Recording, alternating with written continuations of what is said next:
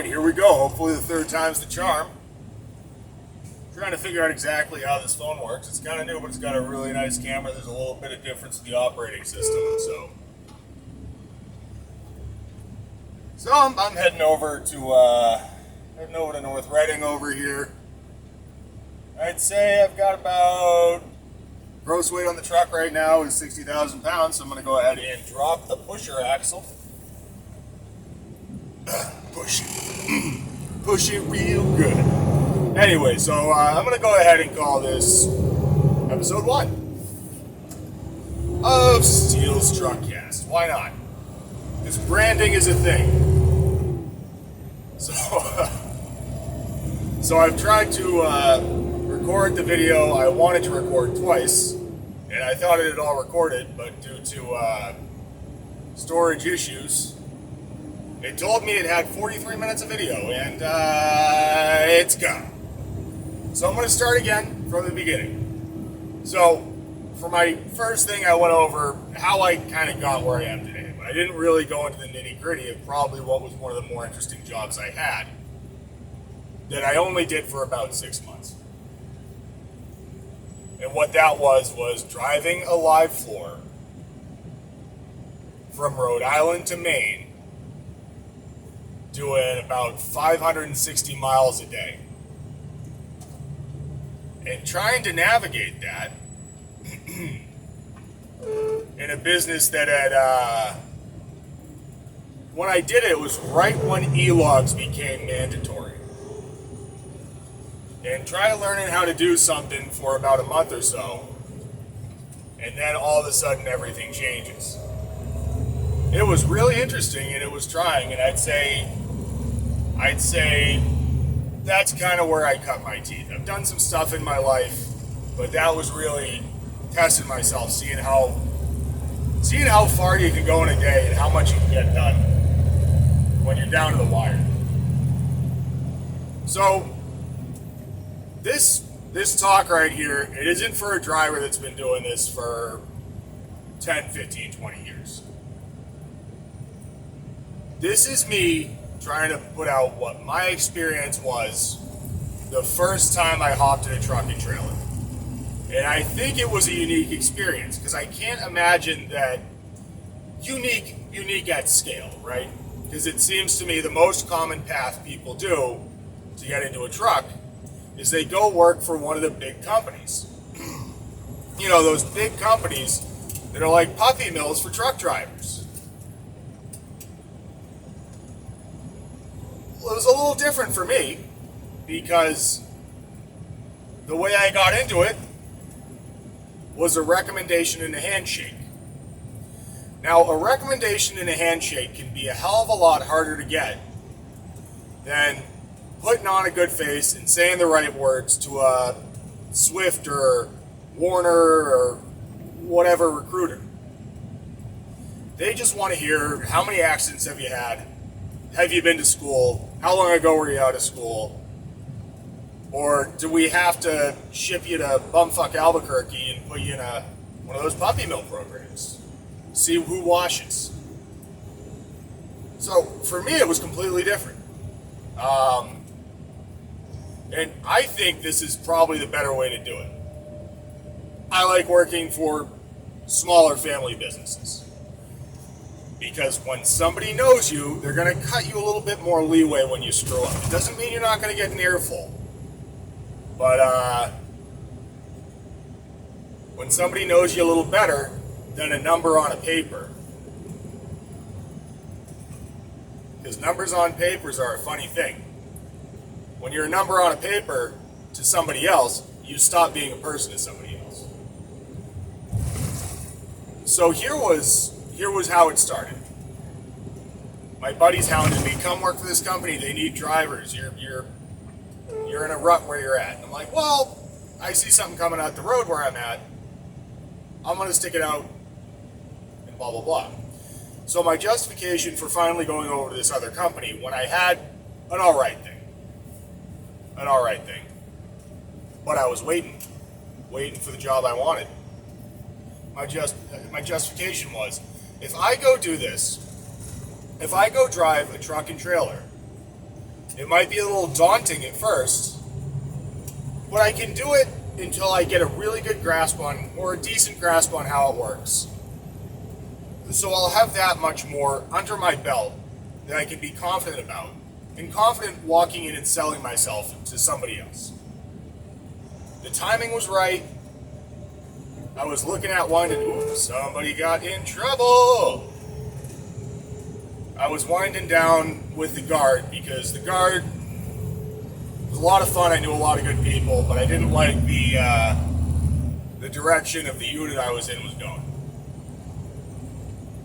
It seemed to be there were a lot of people that were less concerned with the soldiers and more concerned with their own career and how they looked on paper.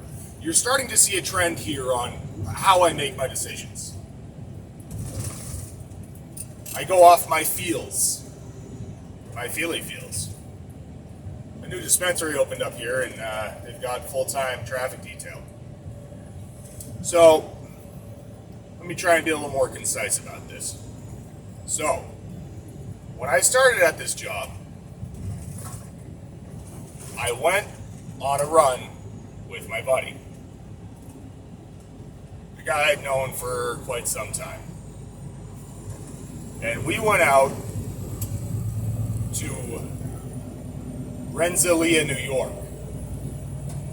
I call it Rensselaer because that's the way he said it, because he's got a north of Boston accent, let's say that. So in one day we go out to Rensselaer, we pump off a load there, come back, get the truck loaded again and go back to the yard.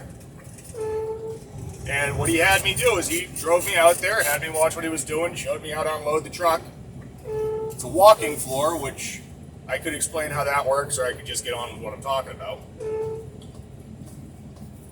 The trailer unloads itself without tilting or dumping. That's all you need to know. And on the way back, we stopped at Love's, right by the New York-Massachusetts border, and I took over the driver's seat. And I had been, last time I'd been out of school for my CDL for about 10 years at this point. I was doing every other thing in the world that I could try and do and figure out. So I kind of had to teach myself how to shift all over again in a day. Or at least shift well enough to not destroy the transmission on the very expensive truck. So, whether it be he was comfortable with my driving or that he just is who he is and likes to take naps, by the time we had gotten back to Massachusetts, we're on 95, he was asleep in the passenger seat while I was driving. And I'll take that as, I'm doing well enough, he's not scared for his life. So, okay. We go back to the shop, I meet the gentleman that would become my employer, we have a greasy handshake, I've got the job. I tell my boss where I was working, I kind of did this a little bit sneaky. Hey, listen, I've got an opportunity here, I can go grow myself, and I'm going to go grow myself, and I'm going to come back to you a more complete employee and driver.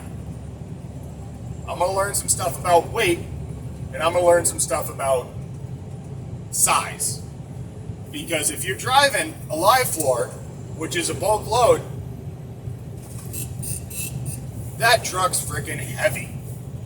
You've got 22 wheels on the ground instead of 18 to handle all that weight. And weight's a funny thing because it tends to pay. And the difference between a live floor and a dump trailer is it's the density and size of your load. Live floors, if you ever see a really big metal trailer with a curtain over the top, it's probably a live floor. It's 100 yards and probably around 102,000 pounds. I don't know if you can see the oncoming lane, but there's all sorts of different types of trailers. They do different things better than other things. Not super important to this, but so I'm going to talk about what my experience was, granted this is the third time I've recorded this video,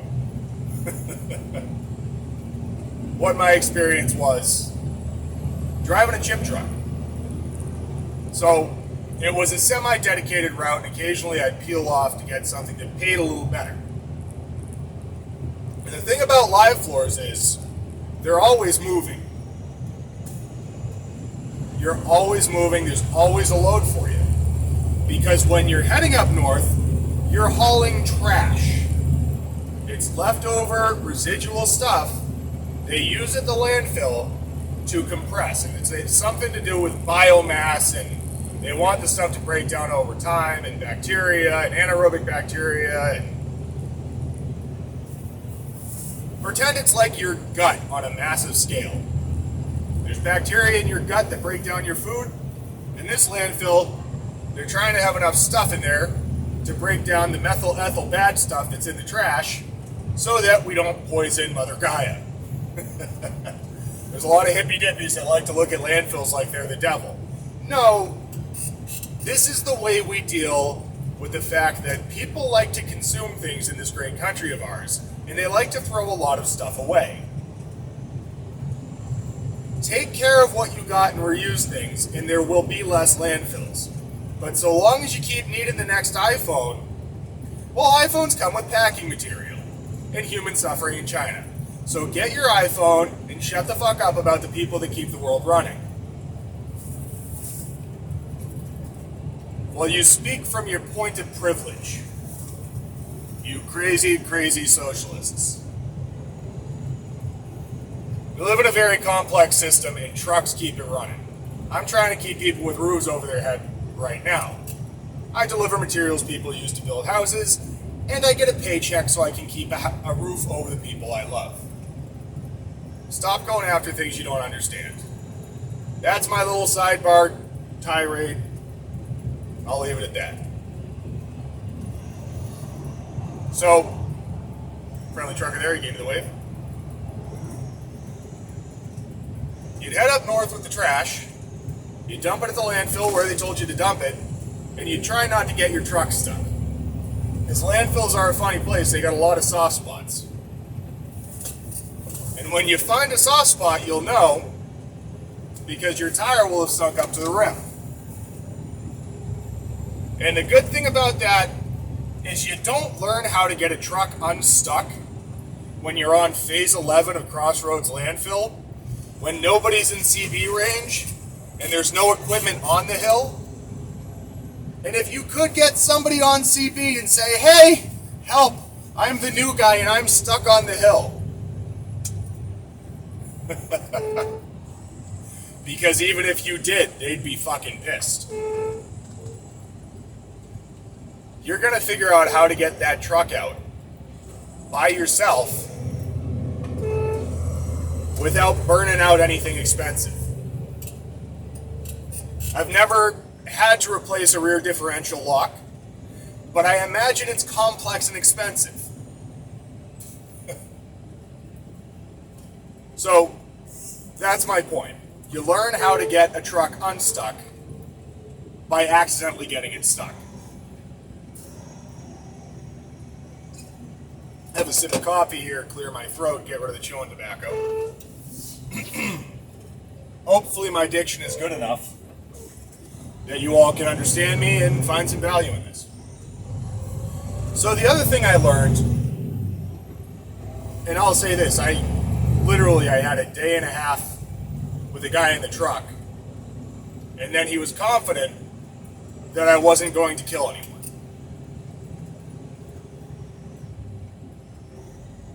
Sometimes when you need asses and seats in a truck, it's all you're looking for.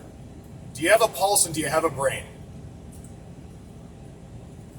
So, I'll say this too about the job. I was kind of learning how to shift all over again. Because they don't really teach you how to shift in school, they teach you how to double clutch to pass a test. If you're really driving any truck I've ever driven, you only use the clutch when you're starting and stopping.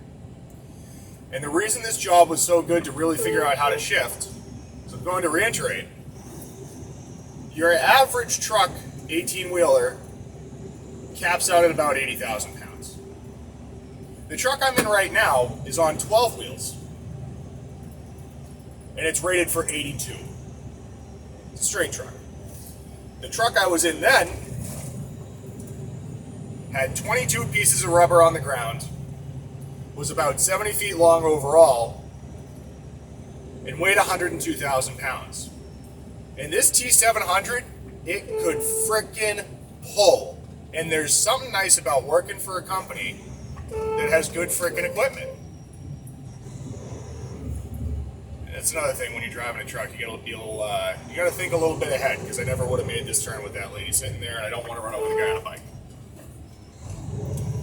So you've got a truck that's larger than your average bear, heavier, not necessarily longer depending, but she's got some girth to her. Girth. She's got a big freaking engine. She's got a nice 18-speed transmission. And the way it worked with me, when I got where I was going, I'd come off an exit, and I'm staring at a hill. And I mean a big freaking hill. That was the road to Nordage Walk, where all trash goes. And one thing about this hill is there was a traffic light in front of it that seemed to miraculously turn red whenever I was trying to get some momentum for that hill. So it was a really good place for me to learn how to shift. And from what I'm told, the most frequent thing a new guy did when they got in a truck and were climbing that hill was twist a drive shaft so it looked like a frickin' Twizzler. When you're trying to torque up a hill like that, you got a load on. Apparently that can happen. I didn't do that, which is nice. The other cool thing about driving in Maine, I call it cool, some people might call it terrifying, is the weather conditions. It can be really challenging. And I grew up in New England, I grew up in Mass, drove small truck for a long time. And I've spent enough time in the weather to kind of grasp it. And it's a little different when you got more rubber on the road, but not necessarily in a bad way.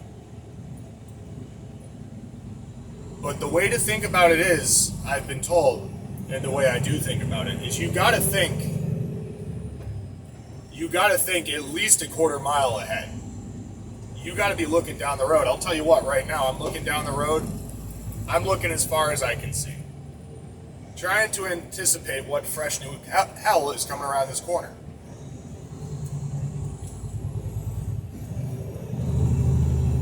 So where was I?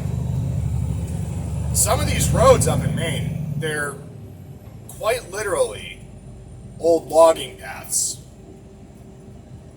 that got paved. And after you dump off your trash and sweep out the rest of the trash, what you're doing is you're going to pick up some bark. Raw bark they're going to turn into mulch. Now the bark is your backhaul. It's not really your money maker, but it at least pays for the fuel the truck used in a day.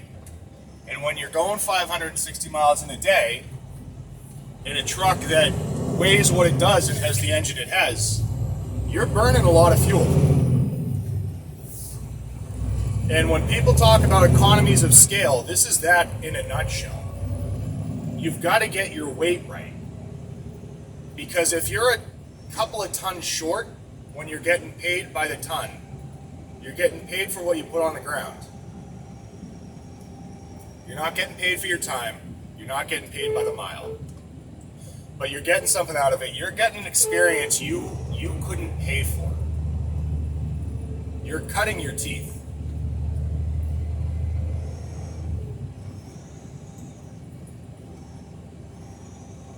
So trying to figure it out when I was up there, you can look at the map and you can fiddle fuck around with your phone all day and try and figure out what are these roads going to be.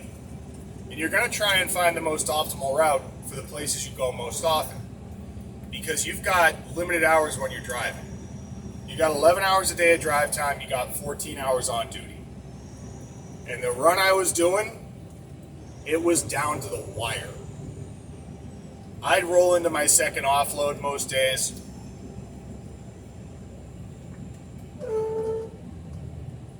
And I'd punch out and go to sleep. And the truck would magically unload itself.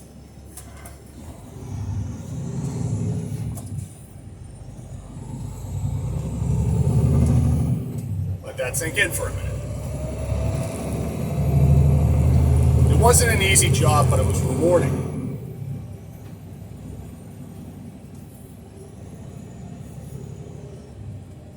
So here's my point.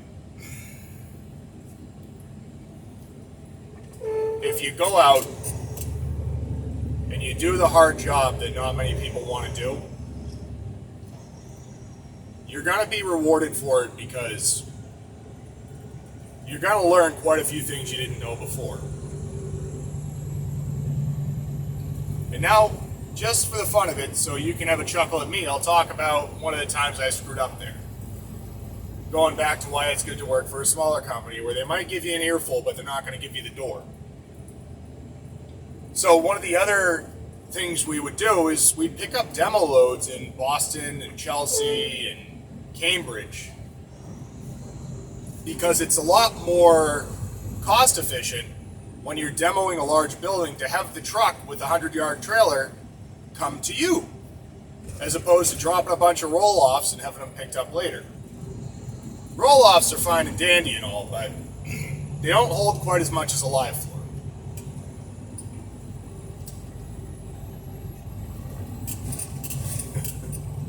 So we're doing this big demo job outside of Cambridge. I think it was a huge bowling alley they were turning into condos. It was right on Route 3 as you're heading into the thick of it. Right where Route 3 goes down from 4 lanes to 3 lanes to 2 lanes. I'm there, I'm getting a load, I'm talking to the guy loading me, trying to get my weight right, because we're working off margins.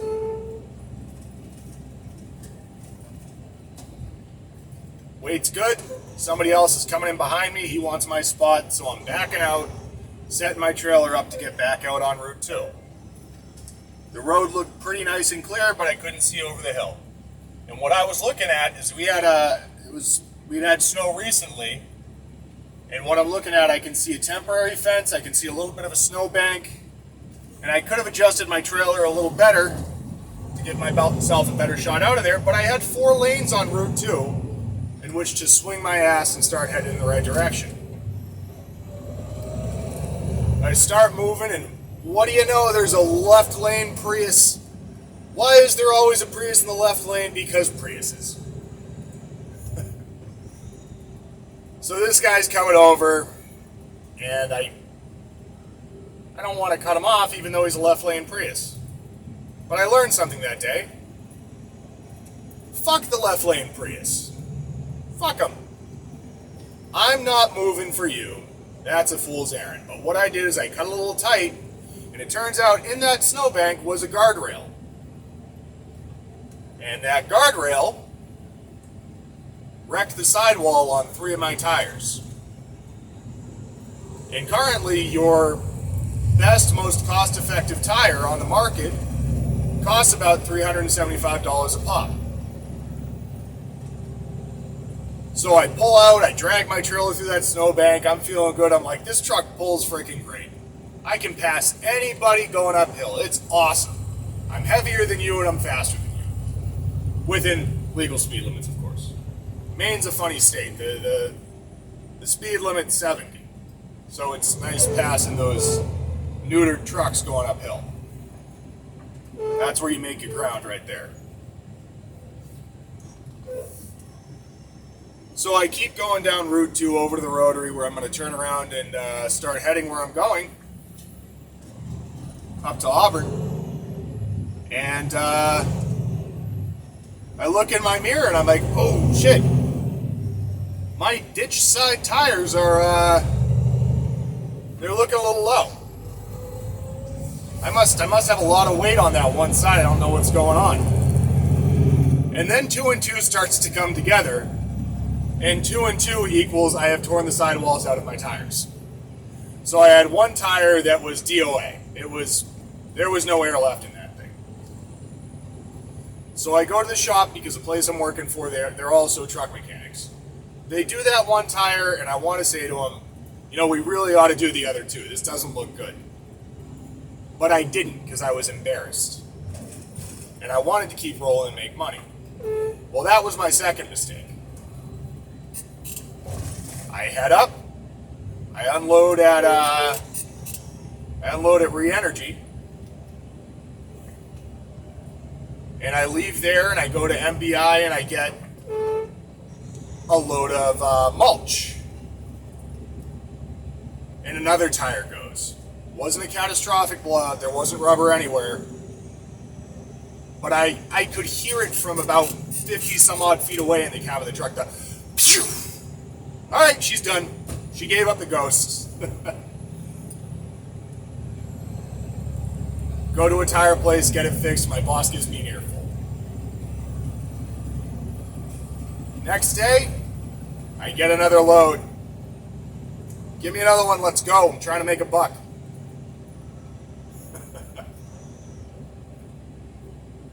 Heading out of there.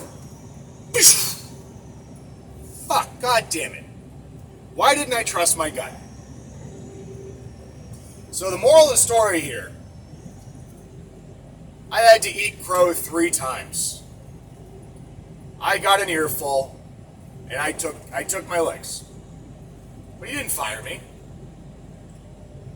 He said, you gotta know where your trailer is, you could kill someone. Well, I knew where my trailer was. And hopefully no human would be sleeping in a snowbank. But I realized my mistake, and I will learn from it, and I will not do this again. Be sure of your target, it's foreground and background. I wasn't really sure what was in that snowbank. Well, I found out. So you can find something out the easy way or the hard way. And I often find things out the hard way, but I think I learn things best when I'm figuring out for myself and trying to figure out what are the failure modes here. How does this work best? I will say it would definitely be better if I had somebody to shadow a little bit longer. That way I could get a better feeling of how the dynamics of these things work. And we're running up on 30 minutes here, so I'm going to call this one good. I could talk about the dynamics and the personalities at a landfill. There's a lot of personality at a landfill. Park places, for the most part, where you'd pick up, they were nice enough. A lot of the people in that business were nice enough because they understand something that we keep them working and they keep us working. One hand washes the other. And that's the right way to look at it. So I got a couple other stories from this job that I think might be somewhat entertaining and informative. So if you want to hear about the day I got stuck on Thanksgiving and the other time I got stuck, just drop a comment. Tell me what you want to hear for once, so I'm not just talking into the void. To the audience. The audience being the singular version of audience for what may be the one person listening. I'm not gonna lie, I'm really just talking in the mirror for me. This is like Dear Diary. But if you like anything I'm saying, let me know. If you don't, let me know too. In the words of many content creators, feed the algorithm. I want to know, I'm enjoying this, I'm liking this. So, doesn't matter if anyone's listening, doesn't matter if one person listens and maybe get some information about what they want to do with their life. So I'll wrap it up there. You all have a good one. Keep the rubber side down, okay?